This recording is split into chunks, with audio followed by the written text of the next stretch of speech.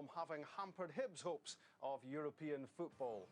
No David Murphy or Stephen Fletcher in the starting 11 for Tony Mowbray. Antonio Murray came in and there was a first start for striker Amadou Conte. 3 changes in the Hearts team. Robbie Neilson, Players Player of the Year candidate Paul Hartley and Mark Burchill back in, out McAllister, Kisic and Wyness. The referee Mike McCurry highlights with Archie McPherson.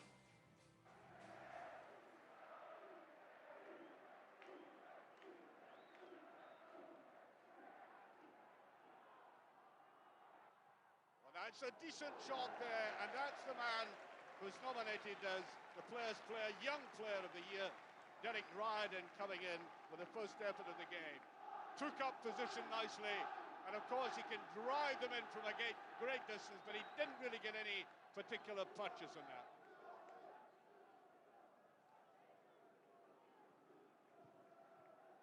Down to Conte again, holding up Presley. Riordan's away. Now who's in the middle for Hibs? A good position for Riordan. He looks across and he delayed too long. He did get the corner kick, but oh dear, he should have got more out of that. Good run, good play, good team play, but look how long he delays. Riordan with Shields. Good one, Conte almost got up. Back, played in it again on the corner. He's done it, he's not outside, Hibs are 1 up. The referee had a quick look across at his assistant, the flag stayed down and Hibs are 1 up. A very difficult ball played right across the Hibs defence. He didn't know how to cope with it, in came Brown, across it went, and O'Connor looked across just before he put it by. He was uncovered.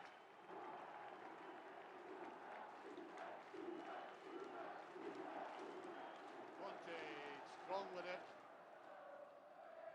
Looked a very busy player from the start, Conte. Hamill has got a little bit of space here. 2 players in the box. Good move there, and that's surely a free kick. Yes, he was really taking on Whittaker, and the Hibs fullback realised that. Hamill or Hartley. Leaving it to Hartley, that's a decent ball in there, off the post! I said how vulnerable Hibs are in that situation, and it proves so then. And look at the lack of covering there. That should have been in the back of the net. Presley. Haven't seen much of Mikalunas. Better ball this time, Hartley. Fed through, good little dummies in there again. Can he do it? Yes! Brilliant goal, the equaliser. Lee in the most difficult situation there, and I thought Hibs might have covered that. He got that squeezed in from a very narrow angle. And Hearts now back in contention halfway through this excellent first half. Let's see where this ends up. Woodson again, brilliantly saved. Once again, Hibs looking extremely fragile there. And a good save by the goalkeeper. Way there by Caldwell. Best passage of the game for Hibs so far. There's another header. They're being caught out so often with a cross ball like that, and no wonder the Hearts supporters are pleased to see play like this floating across the Hibs penalty area. You can see the nervous tension there and just getting it away.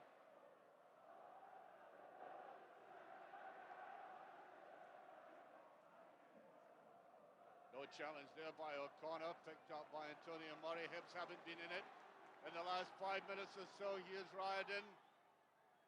O'Connor, there's Riordan with it. Tries that shot and goal. Brilliant effort. That's much more like Derek Riordan. No hesitation, knew exactly what he was going to do as that ball is pushed back by O'Connor, and there's a lot of curl in the ball just over.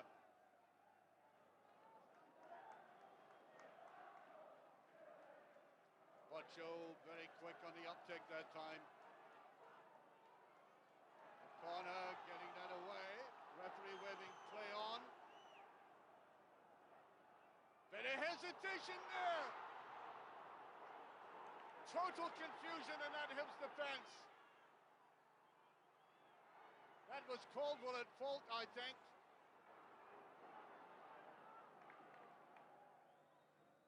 Played in again, and it's just off the line. Caldwell so close to it. What a scramble. Well, both defences have been rather vulnerable to these kind of balls across. More noticeably Hibs, but on this occasion, there was Caldwell. It looked as if it might go over. Gordon flopping on it, and eventually cleared. Could have been the second. And it goes. That was meant for Miller. Just taken away. Beautiful play by Whittaker. Now Shields, he's got to get cramping. That's a very good ball indeed. A corner. It's a Ryden going into the middle. Still a corner. And just touched away. Now Broad. Good defending by Hearts though. Michaelunas comes back. Conte is there. In goes Conte with a chance. Brilliantly saved. An instinctive save on the Hearts goalkeeper. Conte bearing down him, and you can see the stretch of the keeper there as he turns it away. Here's Shields going. Conte. Conte's still there. It's Ryden. What's he trying? And Mudby, no! How did he miss? How did he miss? Shields coming up in that. And the ball sliding across there, and I don't know what put him on. Just maybe a lack of conviction. And once again, the Hearts goal survives. Beautiful ball by Smith that time. Now Ryden, what can he do with it? Going on the outside. Tries a shot! Magnificent! That is definitive Ryden. He is one of the few players in Scottish football who can score goals like that. Just watch this. He picks the ball up. We're not quite sure whether he's going to go or play it inside. He makes the run. And look, that's an extra set. Hibs are 2-1 up in the most spectacular fashion. Here's a man of the moment. That's a decent ball away by Wallace.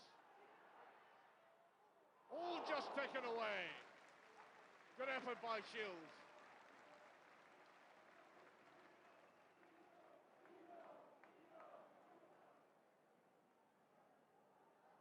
Hearts have rescued themselves often in this fixture. Late on in the game, could he do it again? Tisnoskis. Yes, a free kick in a very interesting situation. And I think Murray must have realised how dangerous it would be to go in like that, and this opportunity has been realised for Hearts. Hamill looking at it carefully. Tense moment for Hibs. Hartley will try it, and it's gone in! Webster has touched it in for the equaliser.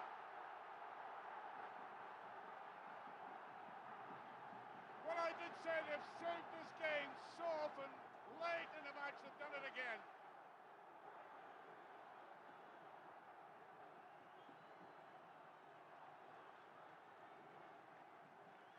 As everything a derby should be, really. There was chances at both ends. There was plenty of physical confrontation and tackling. You know, I think it was all pretty done in a good manner, and plenty of entertainment for the supporters. 4 goals. We sit here at the end, everybody's very disappointed because of the closeness to the final whistle, really, their equaliser. And we felt as if we had opportunities in the second half to kill the game off, but wasn't to be, and, you know, we move on. We've spoke long and hard what we need to before the game, and we didn't do it at the start. We needed a good start, and we didn't have that. Hibs came out of blocks, deservedly got in front. But then after about 15 minutes, we got it down, we passed it, we got through them, we got a great equaliser, and Simon Brown's had a couple of terrific saves. We hit the post, and then Birchie's been unlucky that the run of the ball, he goes past the keeper, it doesn't run for him. And at that stage, well on top. Second half, though, Hibs came out and dominated the first 25 minutes. We couldn't keep hold of the ball. We weren't passing it properly. Hibs were keeping it and getting at us, and Craig Gordon kept us in the game at that stage. They deservedly went 2-1 up, but towards the end, we're throwing subs on. Solius is a big player for us, but he's just not match fit. We know we can get an hour, maybe 70 minutes out of him. That's why we threw David on with 20 minutes to go. And then Neil McFarlane, who was magnificent again for us in the middle of the park. We were just throwing Stephen Simmons on, who's an attack midfield player, to try and get the equaliser, which we got. So all in all, it was a fantastic game of football. I think both set of fans will be well entertained today. But unfortunately for us, it's a better point for Hibernian than it is for Hearts. The aim has got to be to finish third now. It's going to be very, very tight. Hopefully there's some exciting games to come. Potentially a big game in a couple of weeks out here against Aberdeen. We're pushing hard and striving, had some great results in the last month. But as I say, we've got home advantage against Aberdeen, as I say, in 2 or 3 weeks' time. But there's a lot of football to be played before then, and we'll see where we all stand when that game comes around. So, still 8 points between the big two in Edinburgh. You would imagine that's a better point for Hibs than it is for Hearts, because Tony Mowbray's team stay third, but for Hearts now, you would imagine it's going to take an unbelievable, Craig, sequence of results that's going to get them into that third place and qualification for Europe. It's not going to happen, is it? Let's be honest. They're 8 points behind. They had to win yesterday. They didn't. It's a tough game for them, I have to say. And it's now going to be between Hibs and Aberdeen for that third spot. Probably deservedly so, I have to say, because Hibs have been, in my opinion, the best footballing side in the SPL this season. They had a little blip a few weeks ago, but they've came back again. They're still playing some decent football. And they look as if they're going to win that one yesterday, but obviously Hearts bounced back at the end and got an equaliser. But it's a bridge too far for them, I think, and it'll be next year before John Robertson, I think, can have a real effect on that team. What a season Gary O'Connor and Derek Riordan have had. It was those two again who scored the goals for Hibs yesterday.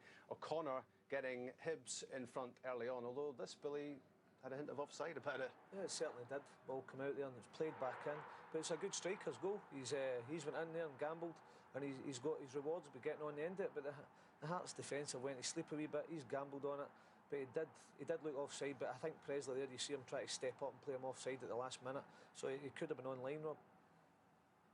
So that was 1-0 Hibs. The Hearts equaliser scored by Lee Miller, incredibly. That's his 11th goal since joining Hearts on loan from Bristol City. And I guess the big fear for the accountants at Tynecastle is that another 25 grand or so has been added to the asking price. You're suggesting they've got accountants at Tynecastle? I mean, honestly, this guy was going to be, what, 75 grand, I think, when he got him from Bristol City on loan, with a view to a permanent move. And unfortunately now for Hearts, the price has gone up and up. Apparently they came close to a deal in the week there with Bristol City regarding a fee. Great goal, great link up with Butcher. I think it's a good partnership up there with Lee Miller and Mark Butcher, trying to resurrect his career. And these guys are doing themselves no harm in terms of winning a move to Hearts long term. But are they going to be able to cough up the money to get Lee Miller? He's certainly banging in the goals. Bristol City are now trying to up the asking price, which you would imagine that they are going to do. They're trying to cash in on his good form. Our Heart's going to come up with the money. I would sincerely hope they would, and I think John Robertson is in the same frame of mind. And there's supporter expectation now, Billy, isn't there, as well? Having been there for a while, having scored all these goals, Hearts fans now don't want him to go. Oh, they'll crack up if he goes. That's the gamble you take if you don't pay up front. You take the gamble, he comes there, he scores a lot of goals. As Craig says, the price goes up and up and up. And Bristol City, they're definitely calling the shots in that one. Derek Riordan had Hibs in front again, and it's interesting looking at this because Robbie Neilson must have thought he'd played Derek Riordan into an okay position as far as he was concerned. Yeah, I think quite a few defenders have done that this season, but he is capable. The young lad, he's had a fantastic season. He's well capable on both his right side and his left side, so where do you show him? I mean, he's quite happy here, as you say, Robbie Neilson. He's taking him away from goal. The goalkeeper's got his angles covered. He drags it onto his left side, not his strongest, and absolutely crashes it into the far corner. And as I say, he is a player who's capable of doing that. And he's been a great, well, not really a find for him this year, but he's really came to the fore along with a corner this season. It's been fantastic for him. He is capable of scoring goals like that. I I still think he's got to do a lot of work in his general game, and he's still got to improve. Everybody thinks he's 17 or 18. He's not. He's 21, 22. So it's now time for him to do it consistently. But what a great talent he is. I think the likelihood is that next season Derek Riordan could well be playing south of the border. There's a lot of interest in signing him during the close season, and that would be a shame because it's great to see talent like that up here. We spoke about it before in this programme. I'd like to see him stay maybe another year or two. Obviously, he's got a bit of inconsistency in his game. He's been brilliant this year. The last couple of weeks, the wee man will know he's not really been at his best, his form. He's been subbed a couple of games, but he bounced back, and I think Tony Mowbray's got to get credit for handling him correctly. He's took him off, but he's put him straight back in the team, and he's capable of doing something like that. So they're handling him correctly, but I'd love to see him taking it upon himself, stay for another year or two. It'd be a great shame, I think, if we lost him to... He's not going to go to the Premiership just now. Let's get that straight.